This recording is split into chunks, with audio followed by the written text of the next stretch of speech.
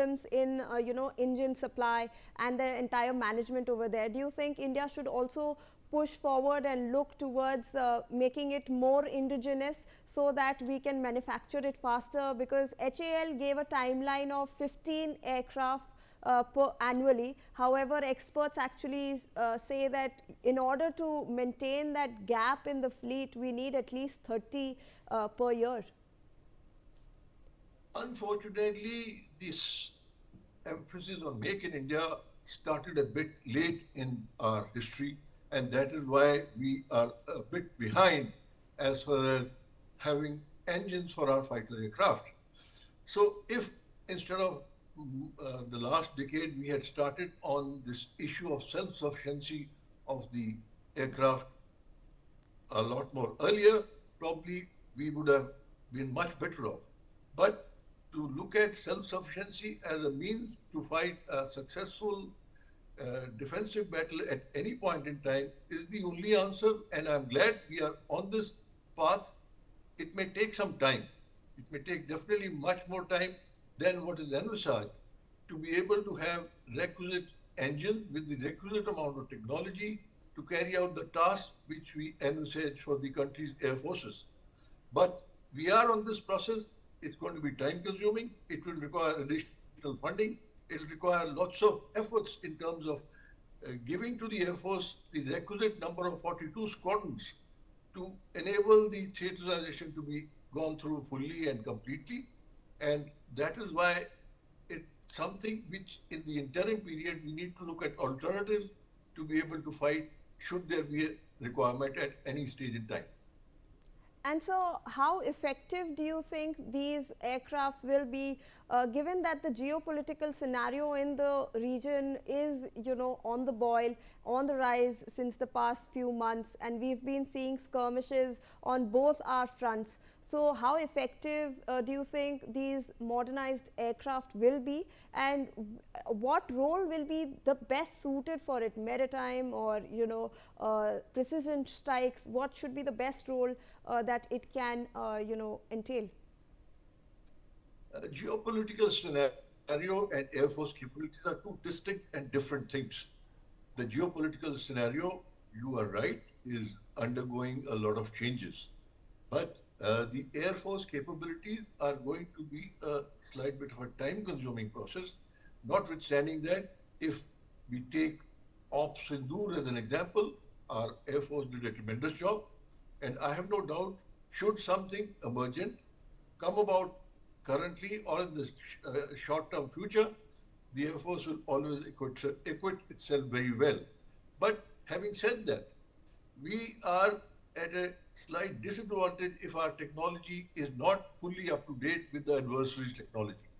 To that extent, to have a superiority and an upper edge at any point in time, the earlier we are able to get hold of better technology for our aircraft, handling those aircraft will never be a problem, as Ops Sindoor has very clearly shown.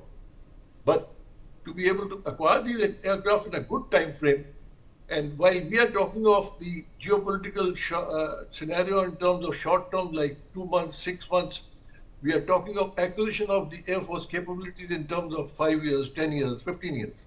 So there is a definite time lag between the two capabilities, and there are two capabilities which are totally separate. To that extent, both these things have to be somewhat analyzed, assimilated to be able to enable the Air Force to give a better account of itself. So I want to circle back to the point that it is an indigenous aircraft. 65% of it is made in India, and it pushes forward this AtmaNirbhar Bharat concept. However, if we look at it in the future, sir, the plan, as per your understanding, do you also see us exporting these to smaller, friendlier nations? And how much of a boost will it give to us? AtmaNirbhar Bharat is an excellent initiative. Like I said just a couple of minutes back, I wish it had happened another 20 years earlier. But ultimately, it is Atmanirbharta which is going to stand us in good stead in the long run. But acquiring this Atmanirbharta and moving from 55% indigenous capability to something like 75 to 80% indigenous capability is a time-consuming process, requires absorption of technology, requires our ability to be able to use that technology to our advantage, and to that extent, it is going to take time, and it is also to be remembered that if this technology has to be required from abroad, it's going to be an expensive proposition and a time-consuming process. And some of those countries may not even want to part with the technology that they have. They may not want to share it. And if we are to acquire it within the country, the time period for such a thing to happen is going to be much longer. Please don't forget that even the Western world has acquired a lot of these technology over a prolonged period of time. And for us to acquire those technologies is also going to take somewhat a similar time frame. So there is a bit of a mismatch in terms of the geopolitical situation that you're talking about and in terms of what our capabilities would be, whether today or 10 years down the line. Yes, definitely with AtmaNirbharta, our capabilities will be much better 10 years down the line. But as of today, and if we look at threat from a short-term perspective of geopolitics, then we needed to have acquired these capabilities yesterday. So to that extent, we need to hasten up and also in the process also hasten up our funding so that the concepts like theaterization, which we want to succeed and which we have undertaken to go ahead with, come into play much faster than possible.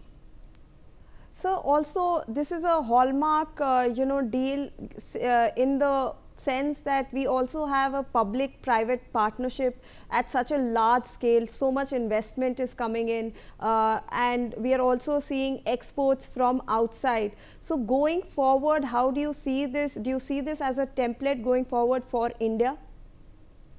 I am glad the private sector has also been involved in now ensuring that the modernization and weaponry for the defense forces is produced within the country. And in the long run, it will stand us in a very good stead. But please don't forget that there is a certain amount of time frame which at times stretches to a decade, 2 decades, even a bit more, to be able to first produce such things, try them out, carry out trials in different terrains existing within our country and all other areas, prove that they are successful, and then start manufacturing them to start introducing them into the armed forces. Now, all this is a process which takes time, and it may take anything from 15 to 20 to 25 years. What has been done, for example, in the last 10, 12 years has not enabled us to be fully self-sufficient even for aircraft manufacture. So to that extent, you have to keep that time frame in mind. But if the geopolitics is suggesting a much short-term requirement, then we have to look at other alternatives. Right. And so we have live visuals on our screens. The defense minister is in fact in Nasik, and he is handing over these two first jets, these upgraded jets to the Indian Air Force for tests. How do you see this? Your comments? That's an excellent beginning, and I would like to congratulate the HAL that they are finally in the process of handing over. May I also remind that this is a much delayed process. It should have happened much earlier. But that having been said, I hope the HAL is able to get faster in its deliveries to make the Air Force fully capable and being able to carry out its task to its best ability whenever the nation and national security demands it. Absolutely. Thank you so much, sir, for joining us on this broadcast.